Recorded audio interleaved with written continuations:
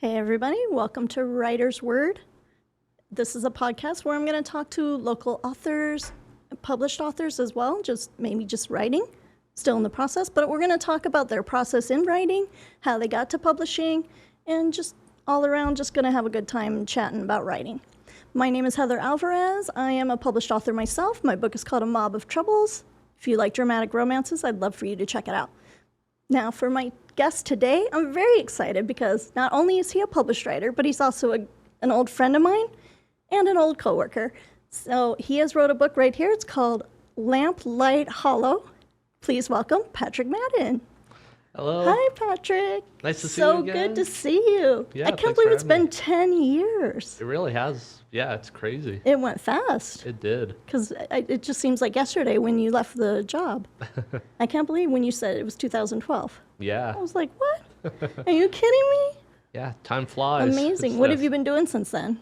Well, I was working at the airport for a ground handler. I was a supervisor for an airline, supervisor, dispatcher, operations, basically everything for a few different airlines for 10 years. And Wow. I just recently got a new job as a sales rep for liquor distribution. Did you not like the airport anymore? Or?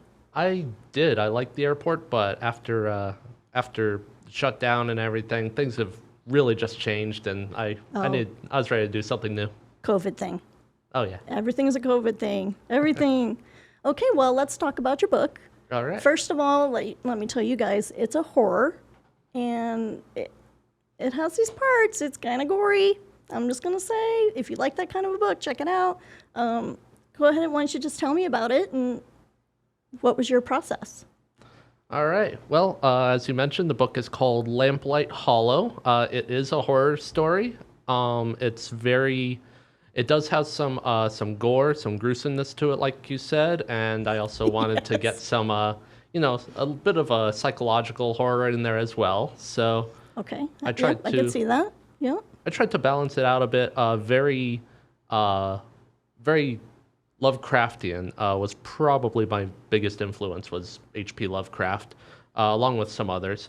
But basically, the story follows a young man, Eric Zott, who lives in a town with his ex-wife, and he just ends up leaving, going on to find a new life. And on his way out of town, he goes through a series of just bizarre and dangerous events, and finds himself in this weird, almost idyllic town called Lamplight Hollow, where everything is just pristine and just spotless, and finds himself in a diner, meeting some of the locals and everything. Everyone's super friendly and all. But then the town starts to unfold, and it becomes a very, very bizarre. He finds the town square where it's it's not pristine. It's very ancient, very aged and weathered, and then he starts to realize that time is just not working as it should be. It'll drag on almost endlessly. It'll jump forward ahead, and it seems that the same day is going over and over, and so he's basically stuck trying to figure out the mystery and find out a way out of this town, and takes off from there. It's crazy. It's crazy. Tell me about your title. How'd you come up with that? Funny enough, there is a neighborhood down the street from me called Lamplight Brook, I think it is, and I was like, that sounds like I could tweak it a bit, make it Lamplight Hollow. Sounds like it could be a horror story. No way. But one of the central focuses of it does revolve around an idol there that has lamps on it that it kind of builds on that like ritualistic grounds that it sets, I suppose, that revolve around the lamp lighting on the statue. It's an amazing title, because at first I was like, what does it mean? And then, you get reading it and you're like, oh, okay, that makes sense now. But so what made you go the horror route? Well, I've always been a huge horror fan. Anything, dark, sinister, creepy, macabre, anything like that. I've been watching horror movies since I was 4 years old. Oh my gosh, May- since you were 4? oh yeah. Oh, wow. I was watching Jaws and cheering for him to eat people, and everything like that. Nice. First movie I remember watching was Phantom of the Opera with Lon Chaney and Oh, the OG. oh yeah. So I was Yeah. watching, all the classics like that along with, Jaws, Halloween, just so it's always been a passion of mine. Of course, also reading and just anything to do with horror or Halloween or anything So spooky or creepy. do you do like the Universal Parks? Oh yeah. I don't remember what they're called, but they have that special Halloween. Yeah, so I actually went to the Universal Horror Nights for the first That's it, time Horror last year, but I've gone to the one at Knott's Berry Farm. Oh, they the, have one too? Oh. Yep, Knott's Scary Farm. I think it's the oldest theme park haunt, at least in the country, if not the world. But that's been going on for a long time. I've gone to that for several years, so I'd like to just immerse myself in all things horror related for Halloween, and of course the Adventure Dome here used to have Fright Dome that I went to every year for 15 years. So When you weren't working it. exactly, even when I was working it, I actually went. So Oh, did you? I did. It's fun being there, and just I feel like even being in those environments kind of helped with writing even because it gave like a sense of being immersed in this environment instead of just like winging it off the top of your head, I Yeah, suppose. so it gave you some motivation, some ideas, Yeah. right? So, see, I can't do scary. Like, I'll watch a scary movie. Like, I love scary movies. But if you're going to personally scare me, like with actors and all that, I don't like it. Like, so I can never go to like the Universal or anything because I heard the Universal one on the tram ride. You get out and then the Walking Dead zombies like chase you. Oh yeah. See, no, It's great. And you can have a No. picture in front of the Psycho house with Norman Bates in the background. All Oh, kinds of so fun. you actually go right there too. Oh yeah. Oh, see, no, I'll watch from the tram. No, thank you. I can't. But that's great. That's great for you. So you maybe like Jason Egan? Have you gone to his Saw? I have, yeah. I've been to his Escape room? Saw escape room. I went to his the year after he started doing Fright Dome. He did the Fright Ride, which was very cool. You're in a golf cart or something, right? Yep. Yeah. And then I kind of went to a like a classic haunted house after that, in a way. And he's also got another one, the Blair Witch Escape Room, which I have not done yet, but would definitely Don't like invite me. Don't invite me. I can't. to. No. Maybe if I get enough people. Yeah, I'm not. I'm sorry. I love you, but no, I could not. You couldn't do that. No, I'd be crying and screaming and be like, "Is it done? Is it done?" Because I tried one maze at the Fright Dome and I just kept my head down the whole time. So no, I can't do that. All you, Patrick. All you. Okay. You just find different friends. All right. Because I can't. Nope. Okay, so tell me about what made you decide to become a writer? Is it something you've been thinking about for a while, or? It is. It's something I've always wanted to do. I've always, had a few different ideas, and I'll jot them down. If I'll have a pad of paper next to my bed and everything, and pen. And if I, have a dream, nightmare, or whatever, I turn over, jot it down. Nightmare. Oh yeah, that is actually how this book came to be. Really? Tell Started me. from a just a nightmare I had. I couldn't remember all of the exact details of it, but it was very much like Ray Bradbury's "Something Wicked This Way Comes," which is also another influence I had for this book in like the ritual parts in particular. And so I just kind of had that idea and I jotted it down and it kind of just stuck in my memory. So I started like thinking of other ideas, just writing them down until I kind of just had a a blueprint of where I wanted to go and went from there. So did you just have a bunch of notes and then you put all your notes together? Or, I mean, did you start at the beginning and work your way, or did you kind of jump around? It was a bit of jumping around. I mean, it started kind of towards the middle, and of course you had to have, an opener for it. Right. And so I had some different ideas I wanted to play around with, and I also had like a theme that I wanted it to be,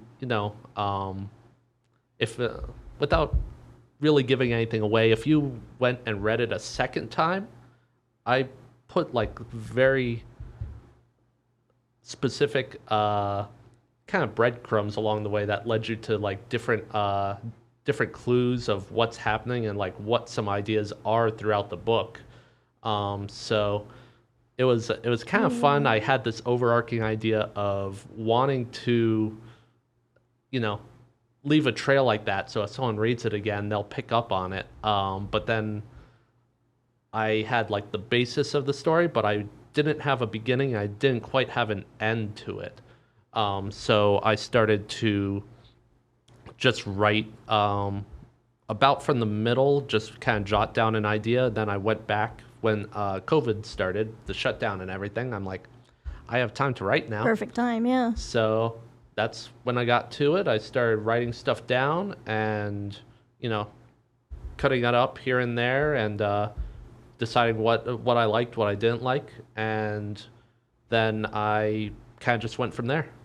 Did you edit it yourself? I Because the majority of mine, like in the last end of mine, I edited myself. So, and that's really time consuming and hard. So I was just wondering if you did that as well. It really is. Funny enough, people ask me how long it took to write the book. I say it took like 6 or 7 months, and then another 6 or 7 months to edit it. And I read through this book so many times, edited it myself, and then I sent it to my dad and to a few friends who, read it to get an idea of what they thought about it. And they kind of did some editing too. My dad Right. especially helped with that, and told me, aside from basic editing, what they thought maybe I could expand on a bit, like as far as descriptions go or anything like that. So it was a very lengthy process, but ultimately I edited it probably 4 or 5 times, and then I Oh, that's sent, it? I think I did probably like 10 to 20. and then I actually sent it to a friend of mine that lives in Louisville. Her name's Morgan, and she did like kind of a more professional edit of it. And so she kind of did the final edit. I read through it one more time, made sure it was all good, and then I was happy with that. Then it was a matter of getting the cover. Okay. Tell me about that. So lucky enough for me, I have a friend who's a graphic designer, Oh, perfect. and he said that if I wanted him to make a cover for the book, he would gladly do it. I took him up on that. He made, I thought it was a great cover, and so It is. Yes, it's very creepy. oh yeah, Yeah, I like how he put like the cobwebs through the title. oh yeah, he did a great job with that. I've had people ask me who the character on the front is, and even though it was like no one specific, I'm going to go ahead and say that it's probably Red from the book because it's very Okay. accurate to, how I would picture him, funny enough, without me even saying a word to him. But, yeah. Or it could be that other guy. I can't remember his name.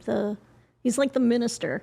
Yeah, he's Arthur. the voice. Arthur. That's it. It could be. It could be Arthur too. Yeah, so that's definitely open to So, translation. It could be a yeah. regular townsperson.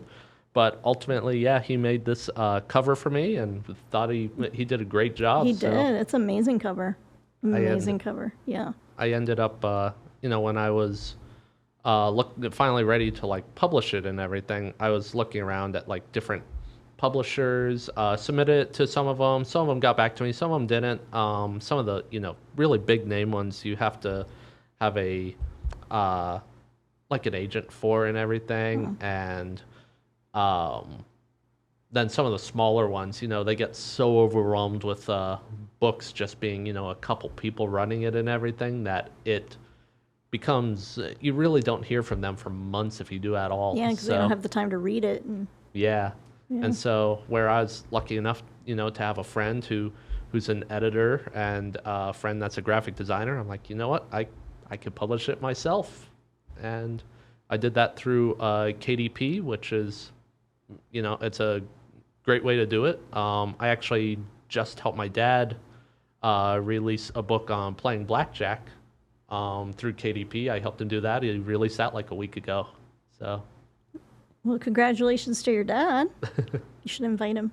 oh yeah. He can come here and talk about it if he wants to. All right. Okay, so publishing. So you self-published. I did. I Yeah. did the same. Yeah, I went through Author House Okay. and self-published it myself. So it's funny how you and I are kind of on the same route with self-editing, self-publishing. That's crazy. Oh yeah, definitely. That's funny. So, okay, I want to talk about your main character, Eric.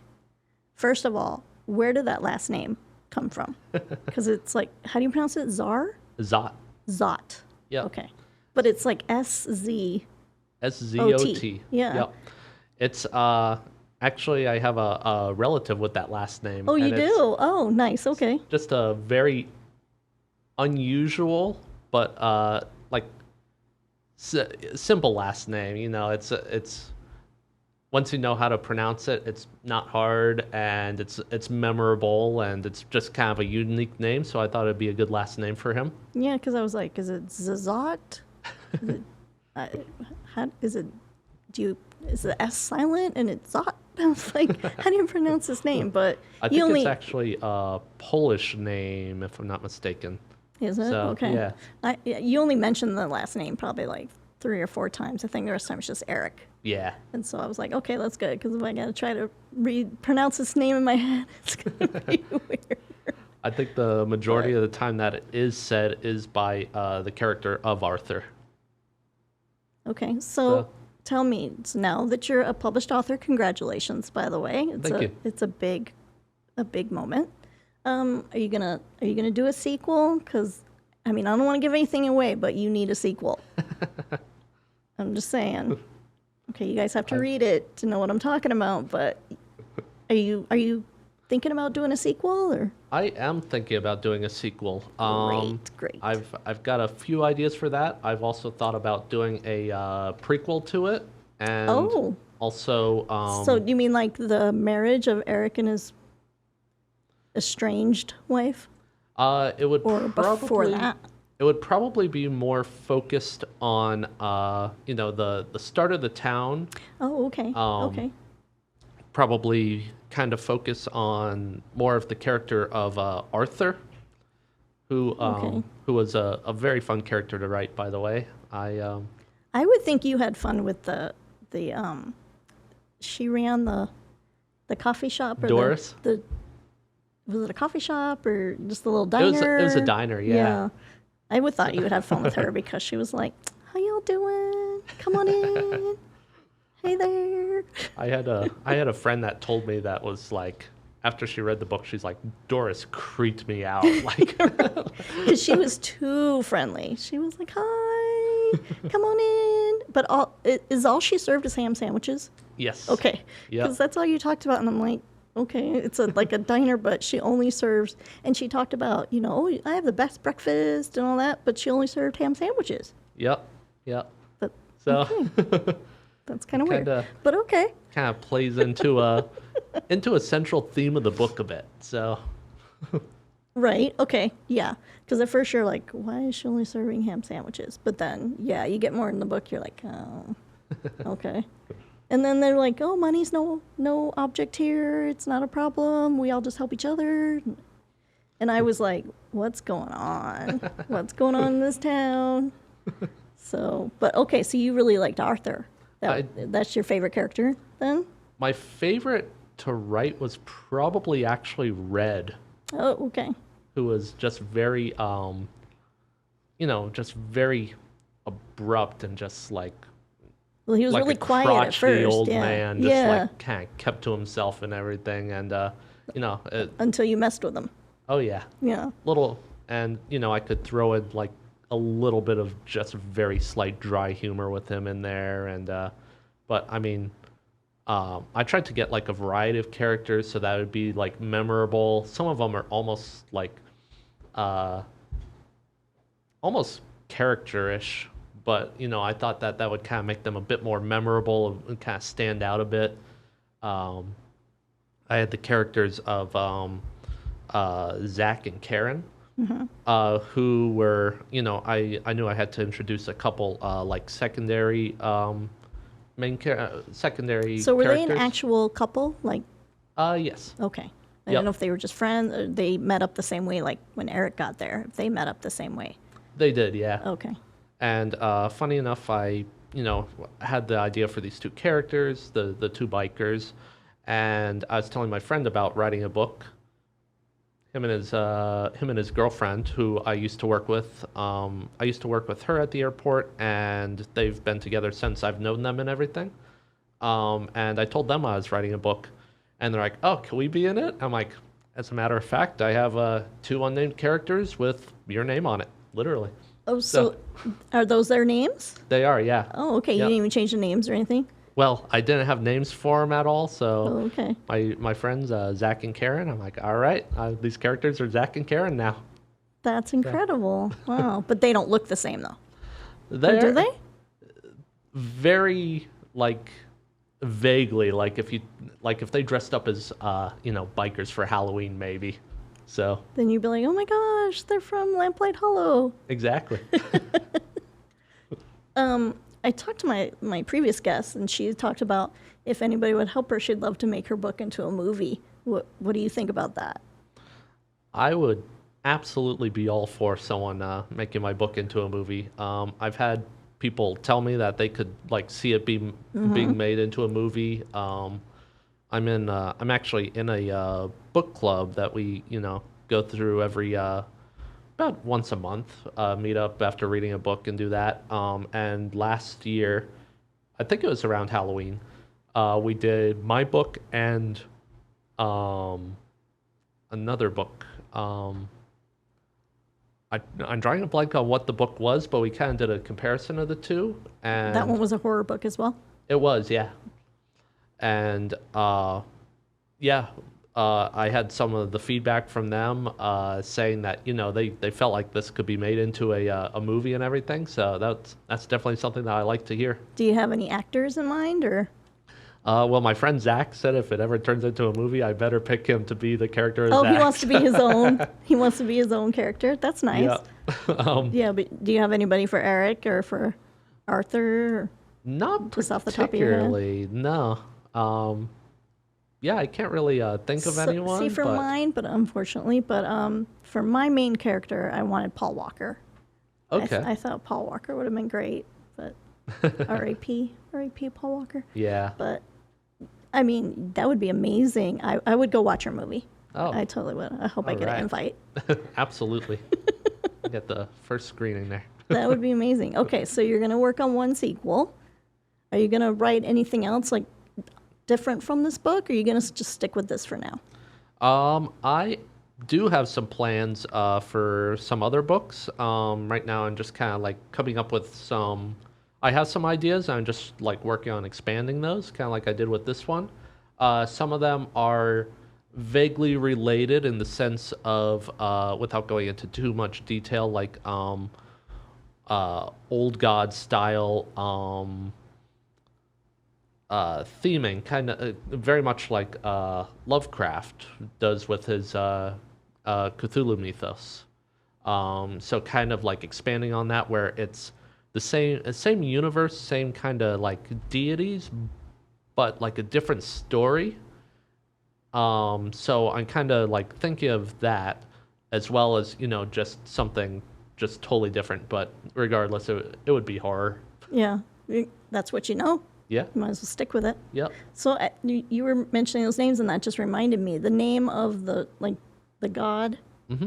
Where did that name come from? I can't remember the name. It's It was a hard to pronounce name as well. It was. It's Igracom. Okay. Um, You and sound like you have some stuff in your throat. very, very much what I was going for. It's actually, it's actually like a play on two words in Gaelic, which I can't really say without giving away too much there, but Right. just I had that idea and I found out what the two words were in Gaelic and I just kind of mashed them together. Okay, so it's not like anybody's legit name. It's No, just something you just created. it is, Okay. yeah. With And the exactly. and when I read it, I was like, I'm just gonna go over that because I have no idea how to pronounce that. Okay, that's great. Good for you. You just came up with a new name. Yep.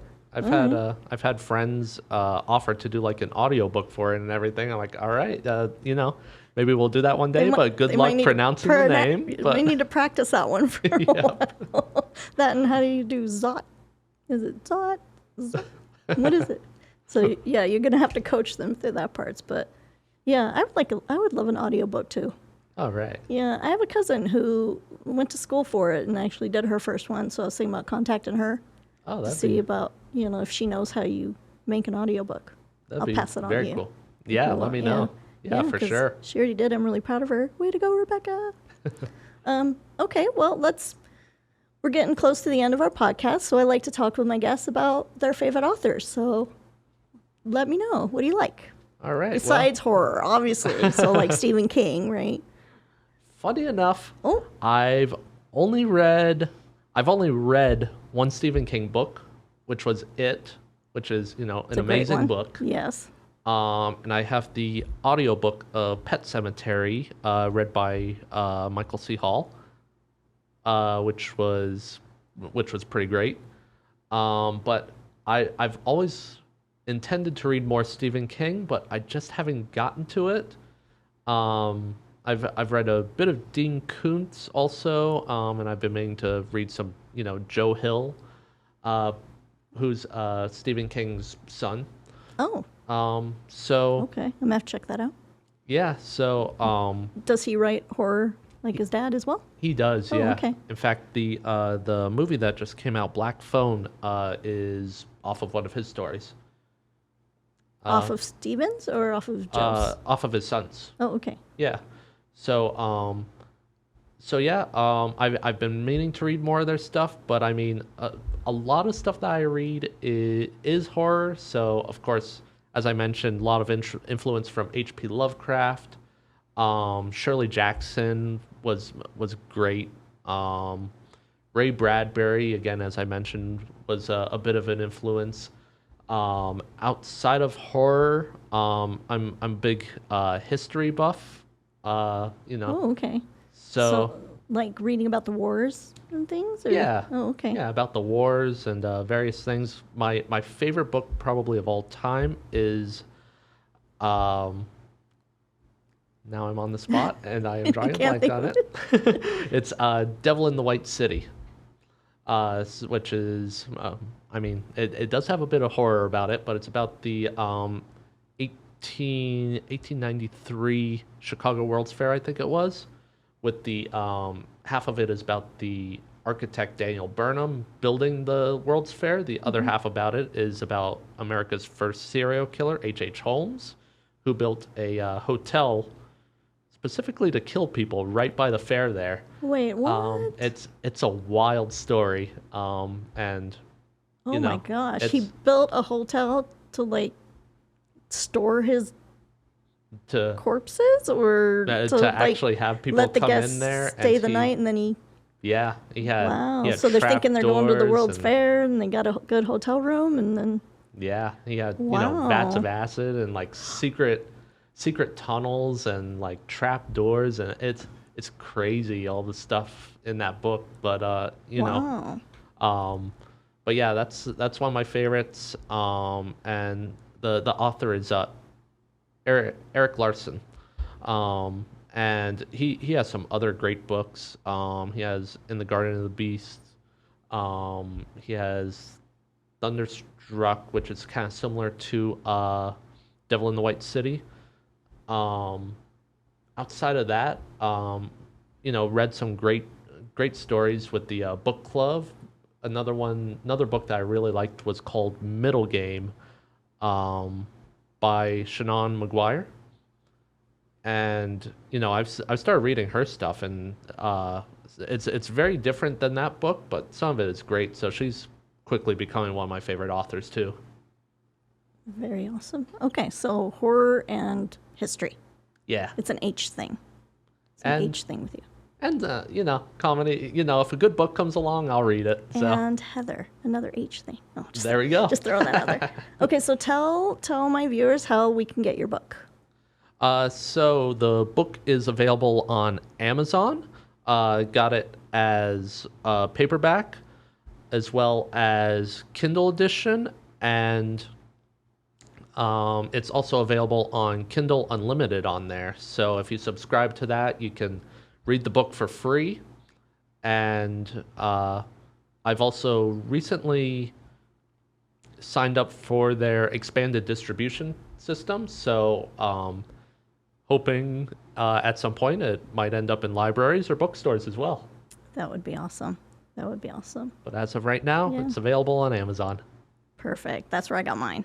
All right. Amazon Prime. Got it in like 2 days. Perfect. Prime is awesome. Okay, well, I think we're going to wrap up now, but I wanted to thank you. I want to thank Sticky Paws Studios for, again, allowing me to use their studios. Sticky Paws is awesome. You should check out their videos as well. This is my guest, Patrick Madden, author of Lamplight Hollow. Lamplight There you Hollow. Okay, I got it. And my book is A Mob of Troubles. And I want to thank you again, Patrick. You're awesome. I love you. It's good to see you. And you guys have a great day.